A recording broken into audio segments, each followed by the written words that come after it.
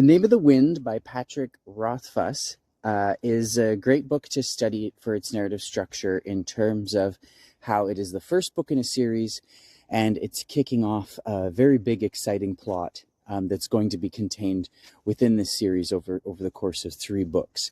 And yet at the same time, you need something to bookend, I guess we could say, the story of the first book. So there are 2 main arcs going on here that give it this structure. Before we get into this, I should say that this isn't a structure that's very easy for a debut author to pull off nowadays, because agents and publishers are looking for a first book that can be a standalone with series potential, is what they like you to say. And what they mean by that is, if you don't sell well with the first book, they're probably going to, unfortunately, cut your advertising budget and pull the plugs on any ideas about that becoming a series. So they want the first book to just be a first book without the promise of more to come. And then if the book does well, then, you can talk. Okay, so the book arc is going to start when Kvothe first meets Ben. Ben's in trouble, and he calls the wind.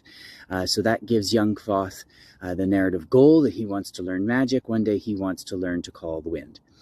So this sets him off on some episodic adventures, gets him to the Wizard University, and he goes through all of his studies. And then at the climax, he gets into a fight with his bully, and yes, he's able to call the wind. So there is a climax that tethers back to that inciting incident. Now, for the longer arc, the series arc, that's when the Chandrian kills Kvothe's parents. So that sets off a different narrative goal, the long-term narrative goal that he's going to eventually get powerful enough to go up and challenge Chandrian. So we're going to see, presumably, that arc resolved in the 3rd book. As you may already know, fans have been waiting a very long time for this series, the Kingkiller Chronicles, to wrap up. And some are starting to doubt that it will ever happen. So I can't exactly say that this is a must-read. It is a pretty good book, though. I enjoyed it. It's lots of adventures, lots of fun magic things and all that sort of stuff. So I would say maybe sit on the sidelines, wait until there's definitely a 3rd book out, and then pick this series up.